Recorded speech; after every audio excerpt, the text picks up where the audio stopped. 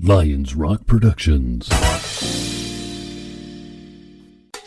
This is Jay Moore. This is Greg Cruz. This is Bryce Vine. This is Dexter from The Offspring. This is Nathan This East. is Sebastian Younger. This is Daryl Ames. This is Stuart Copeland. This is Mick Gillette. This is Andy Summers. This is Dr. Bob Greenberg. This is Gabby Reese. This is Rob Bell. Hey, this is John Leon Guerrero. Hey, and this is Pete A. Turner.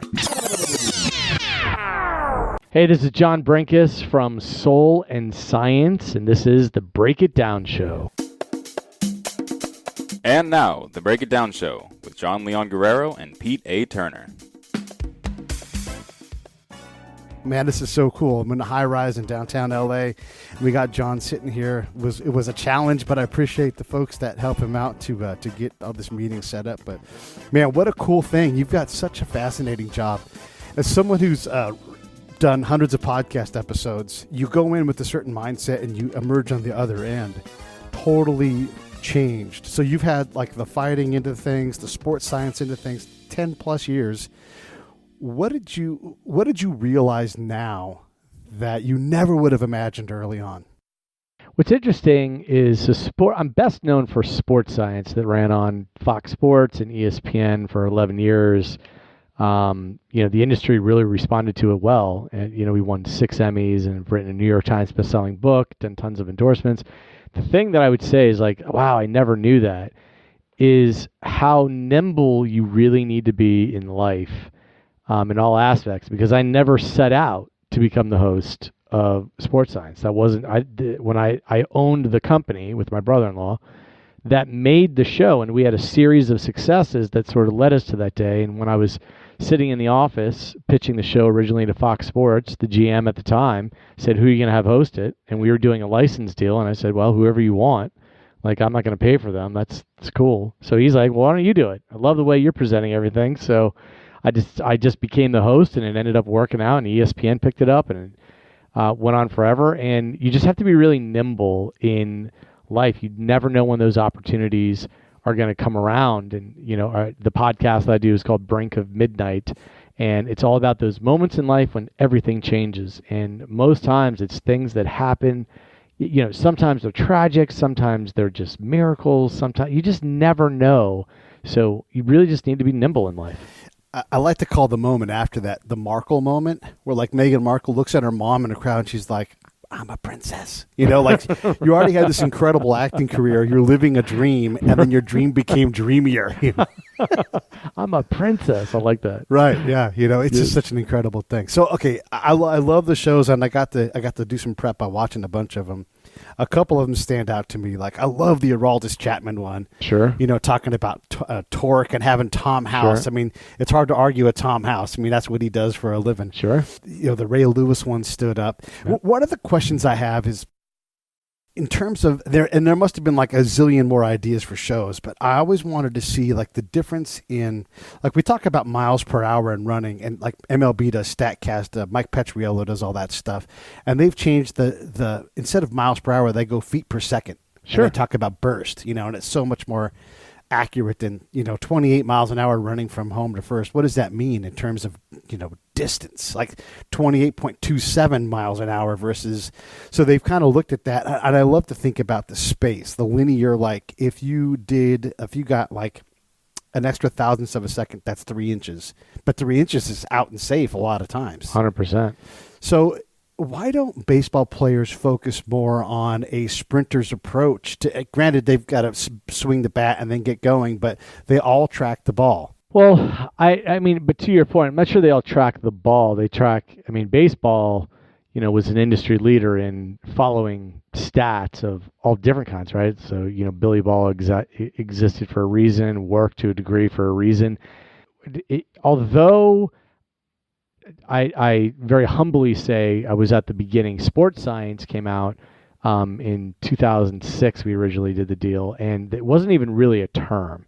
And we did 1,800 episodes of that, and now I'm doing Soul and Science. We'll talk about that later. But in terms of what I like to tell people is, don't fall in love with the shiny object of that stat, right? Because you never really want to follow. You never really want to fall at the top of the curve in any one thing to be an overall amazing athlete. I mean, obviously, if you're running a 100-meter dash, you want to be at the top of the speed curve. But if you're playing baseball or basketball or football or a team sport, You want to be what I call like the Goldilocks zone. You want to be big enough, strong enough, fast enough. So in terms of baseball and tracking, it's interesting when people were dealing with the shifting of the outfield, and they're like, "Oh my God, this is so revolutionary!" And I'm like, we were doing that in Little League in the '70s. Yeah, totally. I'm like, I don't think it's particularly revolutionary, but it's just playing the odds, right? It's like this guy always pulls the ball. Yeah. Like there's no reason to like he's going to be swinging late. He doesn't. He's a pull hit swinger, or he's late or whatever. There are all kinds of stats, and I always tell people an answer is really easy to get to if you ask the right question. Sure. So the asking of the question is far more important than what the answer actually is. So the being situationally aware of what actually matters given these circumstances that's the skill set that people need to develop, because I feel like we're in this era of just data explosion. Yeah. But people don't know exactly what to make of it, or if it matters or not. It really doesn't. While we all say every sport, I want to know which sport is definitively the game of inches. Right. Like which sport is, like you can like look it up on Wiki, and everyone's like, "Oh, baseball is game of inches. Yeah. Football, game of inches." Well, how about golf? Yeah. Like it's a game of millimeters. Right. It's like, Yeah. so they're all, all of these thousandths of a second and tiny increments of measurement matter. Just depends on what it is we're measuring. When I think about sports that are measured by a thousandth of a second, I'm like, that's just too detailed. It's too detailed. Like you need to have some other complicating element thrown in. Like I think of like Super G skiing. Like if you were down to a hundredth of a second, which is still nothing, you've tied. So Right. There needs to be like, I like to use like, you have to deliver a live chicken, like drag racing, 1,000 feet. They have to go shorter and shorter distances because the cars are so big and powerful. Well, let's give them something fragile to transport, and it's like, oh, you broke 42 of your 45 eggs. That's actually a 2-second penalty, you know?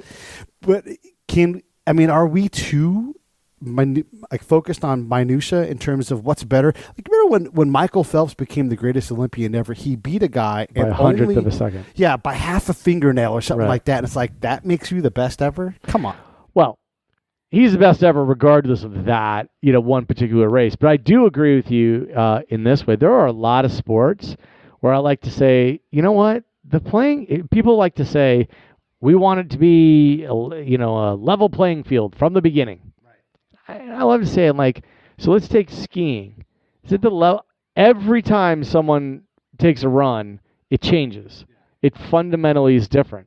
So it's not a level playing field, even built into the sport. It's just not part of it. Right. When people want to say athletes, and this gets into supplements or PEDs or diet or whatever, I'm like, do you really think there's a level playing field just human to human? I'm like, first of all, genetically, we're all different sizes. Yeah. So that's not even. Then, in terms of what you've ingested into your body, somebody living at elevation and eating chia seeds and training this up, that's very different than somebody living at sea level and eating cotton candy. Right. Like there is no such thing as level playing field. And then when I like to go down this sort of rabbit hole, and people say, well, that's just taking the extreme. That's just a little ridiculous. I'm like, you just have to say it. There is no level playing field. There just isn't. It's those factual statements like half of us are below average. Right, like things. Half of these kids in this room, they're below average. They're right, because average is made up of the kids that exceed 50%. Right. The other average where people are way below it. Yeah. Like it's just a funny. It is funny. It's funny, when you say things that are just absolutely true. I love to point to people living in uppity communities, and they've got private coaches for their kids, and they've got all the resources in the world. I'm like, there is no statistical study to show that increases the chances of someone being an awesome professional athlete. Yeah. Like, think of the greatest athletes of all time across every sport, and say, did Michael Jordan grow up with like a private coach, and was he growing up in like with super wealth? I'm like, nope, he doesn't. And like, keep going down the list. Yeah. And you're like, that person did not grow up with a silver spoon in their mouth, with private coaches hovering, playing that all 365 all the time. I'm like, they were amazing athletes who found something they fell in love with. They wanted to get better. They figured it out. They had great coaching, blah, blah, blah. Like, all these factors have to line up. I love to reference a book called Talent is Overrated by Jeff Colvin. And it came out before Outliers. Gladwell's Outliers is really sort of an embellishment on Erickson's 10,000 hour rule, which since then is, it's silly to say that it's 10,000 hours, and Erickson has obviously clarified that. But Talent is Overrated takes the idea of there is no such thing as talent. That's ridiculous. We all know there is some sort of talent, but his point is what you need is enough just innate ability, combine that passion with opportunity, then you get someone who's really great at something. You're not just born a great basketball player. You have to love basketball, and you have to have the opportunity to get better at it. Yeah, it's a kid from my hometown named Willie Calhoun. He's an emerging prospect, kind of not quad A, but right in that zone. And he's way too short, way too chubby, can't field very well. But if you put the ball over the plate, he will absolutely murder it. Right. And so he's one of those guys where he had a talent, but he had to build up to a certain point. But he can only go so far because he's got to be in the American League. He's 23, I think, now. And so, like, if you're already not a great fielder at 23, you're not going to get a whole lot better. But he's willed himself to be where he's at, where he's put the time and he's worked on his diet and all those things. And it's those next steps where, talent gets you to a certain point. So everybody should listen to your TEDx talk on girls, and we're going to get into this in the next bit here. But your daughter's the fastest human in her class. I love that. And at some point, all of the fastest humans now meet in the room. And then you resort it, and then you resort and you resort. And so a guy like Chuck Knobloch had no business being a major leaguer for as long as he was, but he said, I'll be damned if I'm not. And he just outworked, outpassioned, outsurvived the adjustments, all the different things. I remember when I can't think of his last name right now, but he was a running back for the Titans, super fast. His name's Chris Johnson? Who? Chris Johnson? Yeah, Chris Johnson. Yeah. And he's like, I'm super fast. I just, rushed for 2,000 yards. I'll easily break the record. And I'm like, that guy underestimates what it takes to line up every day. Yep. And F equals MA. Force is mass times acceleration. The bigger the mass, the bigger the acceleration, the higher the force, which explains this stat was true as of 2016. The top 10 40-yard dash times electronically timed by the NFL on the offensive side of the ball.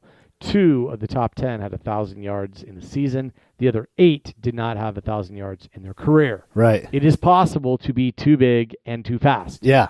It is possible. Yeah, or just too fast or just too big. There's that, the bell curve does really weird things at the tips of the bell curve. Really weird stuff happens. Yeah. Like Bo Jackson dislocates his own hip, that's not supposed to be possible. You're out there in that flat end of the curve where if you zoom in, it's chaotic. It goes, it's a really weird place. One of the things I've never seen anybody do, and I want to get into the gender stuff, but we often put a baseball player in against, Jenny Finch. Right. And it's like, okay, there's timing issues, there's release point issues. If you gave, any major league hitter time to adjust to that, they're going to hit the ball. We don't ever see the reverse of that, where a prime major league player is pitching to softball girls. What are your thoughts on how, we're talking quality female players, how would they perform in that? Because, in my male brain, I go, they can knock the bat out of their hands. They're just not strong enough to deal with 95-mile-an-hour heat. So what do you think? We don't ever see that test. So this is what I think. I'm very, very passionate about this. So and I did a TEDx talk that you can find online about this. And what's interesting is that I tell everybody, I'm like, look, I know this isn't going to happen, but this is what should happen. From day one, if you took every boy and girl from kindergarten, threw them together, and had no differentiation between the rules in sports, you just got rid of girl sports altogether, and it was just sports. I always reference, I'm like, well, girls will dominate elementary school. Yeah. I mean, they mature faster. Yeah. Their power to weight ratio is way better. They would dominate. Then you hit intermediate school, and then all of a sudden the boys, a bunch of them will pass them and leave them behind. It's okay. And you get to high school, And my point on the continued extrapolation is right now we have a system set up by and large with all the major sports where we message to girls, you don't have a prayer. In fact, we know you don't have a shot so much, we're going to separate out you from the beginning and not even give you a chance. My point is, if you were to line up billions of kids and let it sort itself out, the answer of the number of women who make it at the elite level in professional athletics, and I'm talking from golf to baseball to tennis to darts and bowling, right? That they separate anything that's separated out by gender. The answer of the number of women who rise to that level will not be zero. Right. I don't know what the number would be, but I know it would not be zero. Those few women who crack that ceiling influence billions of women to come. They recalibrate everything in our minds, and it's largely because of kinetic linking. You reference, they're just not smart enough or strong enough to get a bat around. It's 95 mile an hour heat's going to knock the ball out of their hand. Well, first of all, they have the same amount of reaction time at at softball, 70 mile an hour fastball, same amount of reaction time, 0.4 seconds as a 95 mile an hour, as a 90 mile an hour fastball in baseball. So we know reaction time is not a problem. In terms of strength of getting a bat around, they can get whatever kind of bat that's weighted around that they need to. And they say, well, they're not going to hit the ball as far. Who says that? The World Long Drive Championship in golf, the men's world record is like 417 yards, and the women's record is like 407. Yeah. Like, why do we think a woman couldn't swing a bat as fast? That's not about strength. We have to concede and be able to just say the truth. The fastest man will always be faster than the fastest woman. But I've already gone over it. That doesn't matter. The strongest man will always be stronger than the strongest woman. That doesn't matter. You don't need to be that strong. You look at like the greatest hitter of all time, Pete Rose. Yeah. Was this guy a beast? No. Was this guy like, man, he was crushing the ball. Like he was a slap hitter. Yeah. Like there are plenty of athletes on the female side that would be able to compete if, and only if, from the beginning there was no expectation set in their mind that somehow they're doing something that no other woman has ever done. It's those sociological barriers, I think, that hold women back from achieving what they actually can achieve, more so, I think, than biology. I want to ask you about the fastest human on Earth, but first, let's continue this conversation about the female part. So when I think about professional sports, that you could have a woman right now go out and play, it's not the purity of the men's game. It's like if we both have a squad that's 60-40 men to women, we could absolutely have a professional soccer match that was interesting to watch because there's enough space and like even if it's 90-10. Yeah, right. Even if there's only 10% women, even if there's only one, my argument is there aren't zero. That's my argument. And you could definitely have females play basketball. Maybe they couldn't bang inside with the biggest centers, but they would find their spot. And that's my exact. When people say, "Oh, they could never play in the NBA. They're just too small," I'm like, Nate Robinson, right? Nate Robinson was like 5'8". Muggsy Bogues was like 5'5". Yeah, right. I'm like, what? Like, what do you mean they're not big enough? I'm like, you mean Maya Moore? We put Maya Moore and John Wall through the same exact drills in the sports science lab. And Maya Moore was slower than John Wall by 1/100th of a second. What's that mean in terms of distance? Is that so that was dribbling the ball, handling the ball from midcourt beyond, showing your agility with and without the ball. Yeah. And she was just as agile. And and people are like, "Oh, that's crazy. That's just a test in a lab." You're like, right, a test in a lab that shows that's that. Look, if she's not as fast, she's darn close. There are very few people who are close to John Wall. This episode of the Break It Down Show is brought to you by Lions Rock Productions. That's us. We publish, evaluate, and develop podcasts just like this one, consult others to build their own, and create associated content and content marketing strategies. So if you're launching or expanding your social media presence, your business, or your personal brand, or if you just want to take your media presence to the next level, reach out to us on Twitter at Pete A. Turner or at JohnLG69 at the Break It Down Show. There's 1,000 ways to get a hold of us. Now enjoy the show. Look, if she's not as fast, she's darn close. There are very few people who are close to John Wall who are men in the NBA. That's fine. You don't need to be the fastest. There could be plenty, to me, the first woman to crack that NBA ceiling will be a point guard. There's going to be some point guard out there who just has mad skills and can dish the ball and can shoot from plenty distance. Like that, it's just going to change. You're not Brittany Griner is the example of Brittany wouldn't be able to play in the NBA because you can't be the guys who are down low who are playing that position. Right. Just are. You're right. She's not going to be able to box out and muscle the way through. That's fine. Yeah. Right. Okay. So Nate Robinson couldn't play center. That's fine. Yeah. Right. That's fine. Just call it what it is. Yeah. Well, you really, if you each team had to have a female on the court, it was like a mixed thing. You know, you likely would have female on female anyhow. And then when you're a dude defending her, you defend her as hard as you can, and the other team has the same opportunity. I would like to see that. Do you know what I find interesting about this argument? So I make this argument. People are like, "You're crazy. Like, why even make the argument?" I'm like, look, I just want nature to sort itself out because I just feel, I reference in my TED Talk that my daughter is the fastest human in her class, and it always has been. She still is, and she's now in 5th grade. Yeah. And I've always told her, I'm like, look, you are really, really fast. She's a fantastic gymnast, and I'm like, look, someday somebody is going to be faster than you. That's true no matter what gender you are. But don't concede it. Don't concede it. Like, fight for it and make somebody run faster than you. She's blazingly fast. Maybe it's true in 6th grade, 7th grade, 8th grade. Maybe she still is. But let it sort itself out. That's all I'm saying. Yeah, let it sort itself out. And then why couldn't you have women play men in ping pong, in whatever. Any number of sports? And when they can't, then fine. Then you can separate fine. it. I love to reference myself. I'm like, I couldn't keep up with the boys.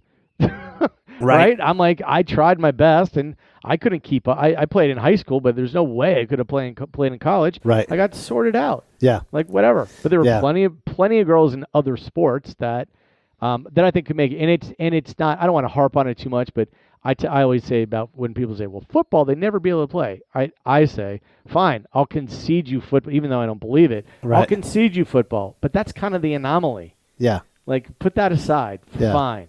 You have girls playing high-level softball, so you would think that if you had them on the field with men, they could compete. Yeah. Would they be equal? No, but like you said, there's a spectrum of what grade is and what major league level is, and they're going to fit somewhere in that spectrum. And and they're just humans, men and women, who just have that fire, desire, will not lose. Man, you take somebody. Yeah. I love to reference, top 5 running backs of all time by yards gained in the NFL. None of them are over 6 feet tall. None of them are the fastest on their team.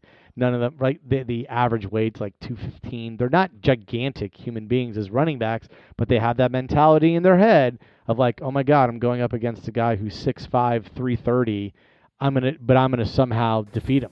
And when someone who defies that paradigm, like Jerome Bettis, it's because, one, he was extraordinarily tough. You could give him the ball, and he would always run into somebody smaller than him, and he would get 3 yards.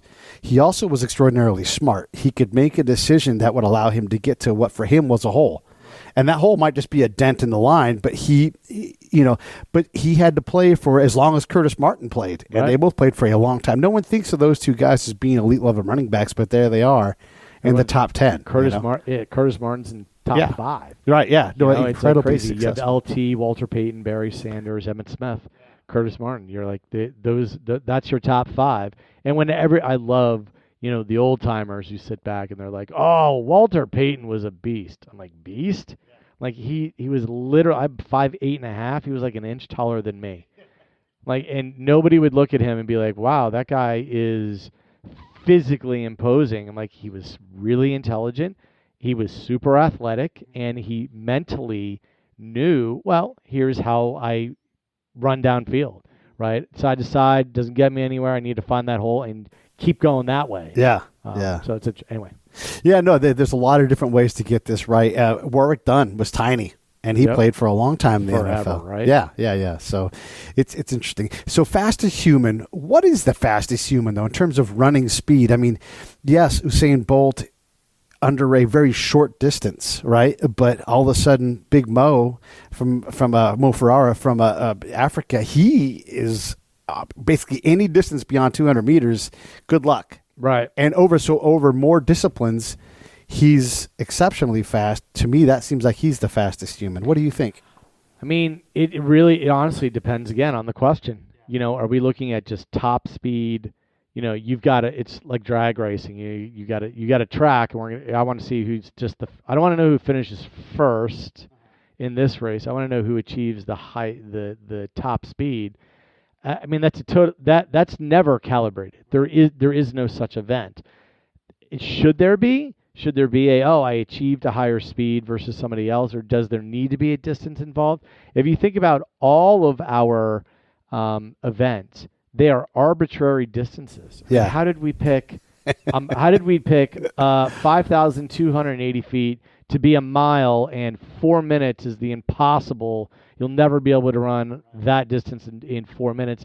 Even taking the 100-meter dash will never break 10 seconds. I like to say, beware of round numbers. Yeah. We just like to sit back and be like, it's if it's 10 or 100 or whatever, it's like they're very easy numbers. In terms of gauging who is the fastest human being, I think that right now that 100-meter dash is certainly interesting. I wish that there was more attention paid to the World Games, because we have the Olympics every year. We're running for World Championships every year, same guys, and I've never been able to quite figure out why we aren't just fascinated of like, all right, who is the fastest human right now, right? Like right this second. The top speed, it's a little unfair to compare because you don't know what the conditions are. They're not running against somebody. It's not in the same race. But it is an interesting, certainly an interesting stat to look at. It'd be kind of like, though, who can throw the hardest pitch? There might be some minor league guy who could like torch it someday for some reason. Does that make him the fastest, or does it need to be done in a game? Or like all the long drive golf guys. None of those guys play on the tour because it's just they have a freak ability. But Jamie Sadlowski's trying. Yeah, that's true. You know what? He's trying. He's really good. So when it comes to the fastest human, that's that thing. We've also seen a lack of progression in a lot of track and field records. Long jump has barely moved in the last 25 years. Yep. And even then, it just barely inched up over Bob Beamon, who jumped at altitude. 800 meters basically has been set for a long time. Yep. Are we, because at some point we can't run a 2-minute, mile. Right. Like that's just not going to happen. Funny you should ask that. So I wrote a book, New York Times best-selling book called The Perfection Point. Okay. And it's this exact question. So it's what are the limits of human performance? If everything were perfect, if you were at the perfect elevation, perfect wind, perfect shoes, perfect equipment, perfect anything, what's the best we could possibly do, just given pure physics? And I give caveats, as I say, I am factoring in PEDs. I'm assuming every athlete in this study, in the scientific study, is maxing out the human frame, so it doesn't matter how they get there. And I'm also factoring in assuming we are still humans as we know it. So 10 million years from now, who knows what we are, right? I don't know what we look like, but given what we know today, there is a limit. There is an absolute limit. And the reason why you see things, we're never going to, I like to use the example of we're never going to run a 1 second 100-meter dash. Like that's just never going to happen it's just not going to happen. People say, how do you know that? I'm like, because I know that. Because I know it's not 1 second, right? I know. Because I know.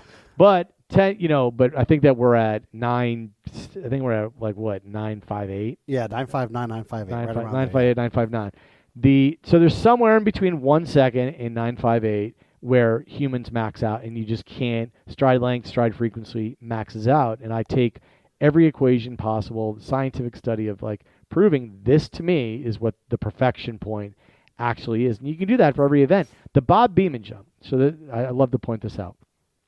People say, why haven't we progressed? We certainly have broken it, but why haven't we progressed that far? Why did he destroy the record and now we're barely inching past it? I'm like, how many people were long jumping when Bob Beamon was long jumping? Yeah. I mean, were there people with long jump pits in their backyard and they're trying to perfect? I'm like, you had a handful of people who were trying it. Yeah. So the fact that record was broken by as much as it was, to me, is representative. It was just a small sample size to begin with. Yeah. I mean, it wasn't like kids were out on the playground going, let's long jump. they're playing basketball, right? They're playing baseball. Yeah. So that's why you get this huge disparity. But when it comes to something, when you look at the marathon time, I think we're much closer to our perfection point in the marathon than we are in a lot of things, because human beings have been running vast distances, not necessarily 26.2 miles, but 50 miles, 25 miles, 18 miles, whatever, from the beginning of time. Yeah. So we as a species have evolved into that. So we're knocking up against the top, much more than in many other events, I think. Yeah, and 800 meters is like you've kind of passed all the aerobic ability, you get into anaerobic, and it's just there is a limit. Let's transition into what you're working on now, because I know you've got a new project. So let's talk about that. Yep. So the project's called Soul, Soul in Science. You can find it at soulinscience.com. Trent, Dilfer, and I started it up. Trent's a very dear friend of mine, and we both just have we have incredible chemistry, and he is, although he's not purely the intangible guy, he loves to he dives into stats and analytics as much as anybody, but I definitely have become known as the science guy. I'm like, if we put those two things together, the soul, the intangible aspect, and the science, and put that together, then we can have an even broader sort of net to cast to really look at an athlete and really take sort of a holistic approach, where sports science was only looking at the analytics and testing. Soul in Science, we're looking at those intangibles. And we started with the quarterback position, made a deal with the NFL Network. We're doing segments now for every Thursday night football game, looking at the quarterback matchup. And when you take into account, here's the science, here are the intangibles that you need to pay attention to. There's nobody better than Trent to really dissect what those intangibles are for elite athletes.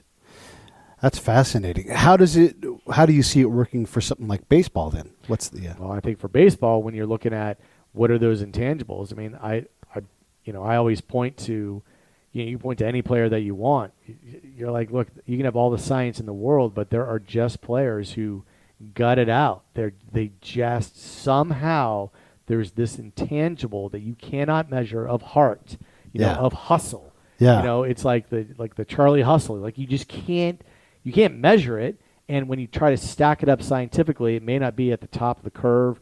It may not be something that's super interesting, but it works. It's a significant factor. It's a significant factor. And that's the one thing that you can never test. And especially when you're a GM in any sport, drafting a kid is how much do they want it? What is their level of desire? And that's where I really do feel that I did a study one time on, the performance of an athlete after they get their big contract. Yeah. I mean, like you think about it, once you start dumping triple digit millions of dollars into somebody's lap that's guaranteed. I mean, I can't say for a fact, if I gave you $100 million right now, would you be busting your butt as hard as you are right now? I'd be in Puerto Rico. Yeah. Sipping Mai Tais or something.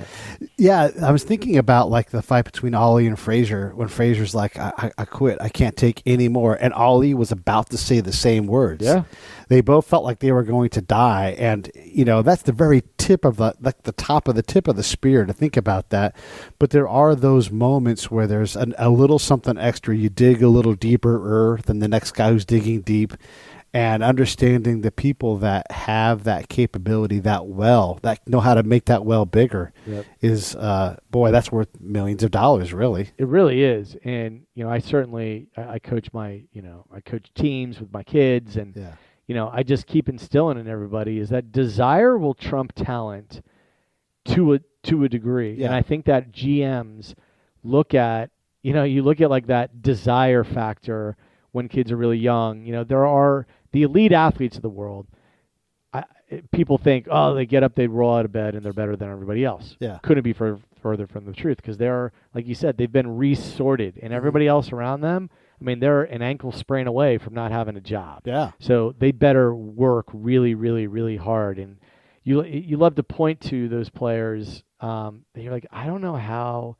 I like to point to Drew Brees. I'm like, Drew Brees is barely taller than I am. Yeah. Right. He has the NFL record. He's going to have every NFL record by the time he retires. And you look at him as an athlete, just a pure athlete.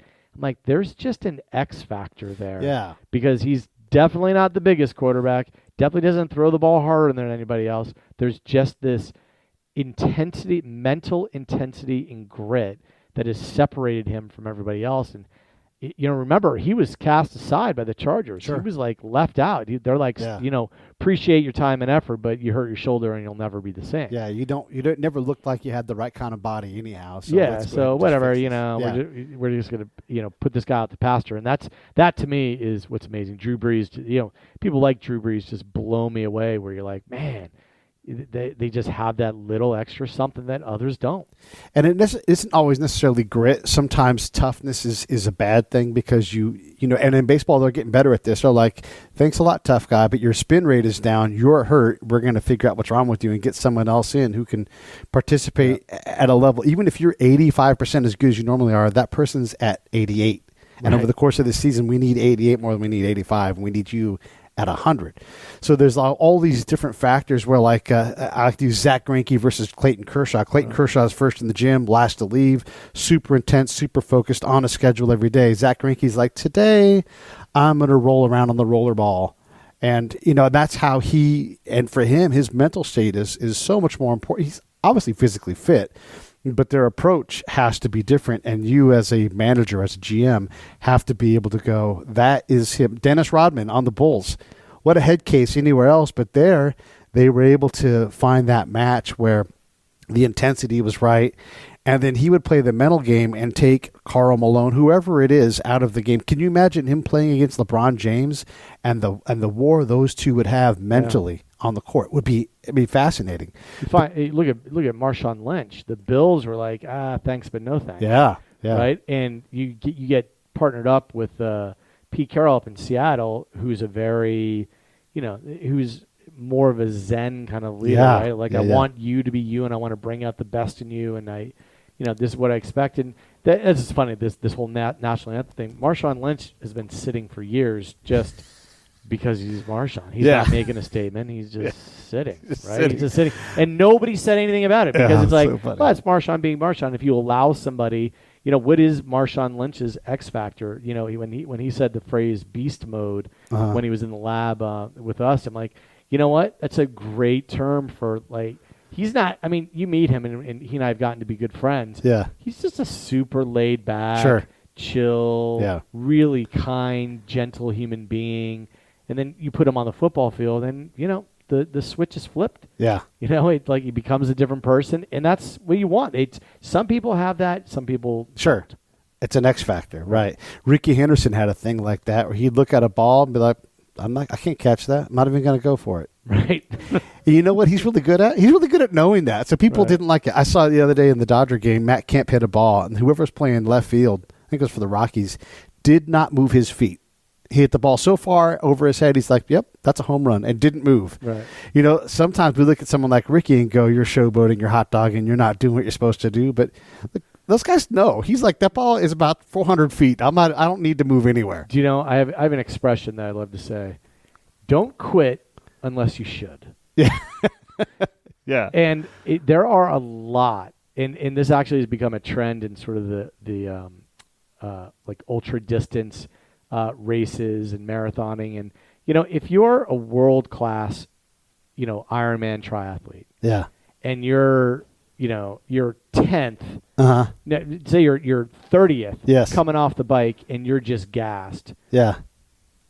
And when some people look at it and say, never quit. Right. They're like, look, there's no chance of me running. I'm done. Yeah. Like, isn't it smart to just say, it's not my day? Not my day. It's not my day. And why am I going to put the wear and tear on my body? And why am I going to have to recover? Like, it's just not my day. Some people frown upon that and just say, you can't be a quitter. You got to finish it no matter what. I am the kind of person that just will not quit. I will not quit. But I learned. I did a race where I just collapsed because I kept going and kept going. I was doing one of these ultra events, and I just collapsed. And I'm like, you know what? I knew I should have stopped like 2 hours ago, but I didn't, and now I'm in a hospital. Right. So well, that's the thing, right? Especially if you're like a weekend person and you don't take anything home special. Right. You're not going to get your PR. There's a lot of smarts in that. The mountain climbers, the world is full of those guys who didn't quit. They just did it until they didn't, and then it's like it was awesome until it wasn't. Right.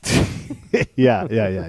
Look, we're running out of time, and I really appreciate you coming on and hanging out with me. And I love the idea. I love the idea of the last show, and so I love this X Factor stuff. So I'm just going to bring this at you. So I've got a lot of time in combat zones, and one of the combat things is when you've been shot at a whole bunch, like in pro sports, time slows down. It's like, okay, we're being shot at.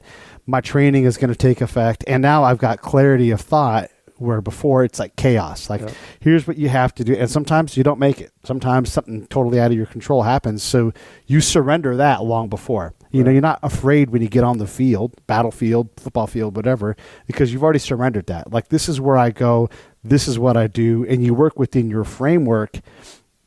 And I always think about like Vinny Del Negro and how he played basketball forever. You would never pick that guy first, right? But you would always pick him 11th or 12th for your team because he could do a specific job and he stayed perfectly within his zone, and you knew what you could get, and what he gave you all the time was clearly valuable. So when you talk about X Factor and you look at the things that happen, it can be something as simple as the game moves slower for me now. I've reached this point where this pressure here, Big Papi, I think, is a great example. Right. He's like, yeah, biggest stage of all. I've done this, Absolutely. There are two things I would say to that. One is people love to say, I can do anything I want. I get what you mean by that, but the truth is you can do anything you can. Yeah. Right? Like you may want to jump and touch the moon. Yeah. But you're going to need a rocket. Yeah. Right? That's not going to happen. So now you can go to the moon. Yeah. You can get in a rocket, but you're not going to jump and touch it. Right. So I like to make that distinction. Secondly, when people talk about, well, the game is just slower for me, everything slowed down, the ball looked bigger, and, well, think about it. In all of those moments, the commonality is, well, what did you hear? I didn't hear anything. Yeah. Well, what did you see? I only saw what I was supposed to do. So just like our men and women in special forces, what happens scientifically is that is showing the elite athlete or the elite soldier's ability to focus without being rushed with adrenaline. Adrenaline is a wonderful thing if you need to lift up a car to save somebody. Right. But adrenaline is terrible for decision making. Right? Can you imagine walking in and someone's threatening you and you got to make a decision right this second? You're like, bah! Like, it's bad decision making. But if you're the kind of person who can say, look, I know what I need to focus on. None of my brain power is going to be used to listening for distractions. Like, I'm all good. I know what I need to do. You actually do have more time to process than your opponent because you have no adrenaline coursing through your veins, making you try to make decisions so fast. Things do slow down. That is, when we talk about that, you're processing more information because there aren't these gaps in time where you're freaking out. You're nice and calm. It's that, Jordan effect. It's that, and we saw we saw Tiger Woods, winning down at the PGA Tour Championship. Dude was calm as could be. Yeah. Right? You're like, that effect is something that all champions have. And I love to say that the men and women in Special Forces best exemplify that, because you don't want somebody who freaks out should everything hit the fan. Yeah, you want calmness for sure. All right, well, listen, thank you so much. This is awesome. I hope we can get you on again sometime, and good luck with the new show. I for sure will be watching. How do we find you on social media? What's the best way? John Brenkus _ on Twitter. That's the best place. JOHNBRENKUS _ on Twitter. Good.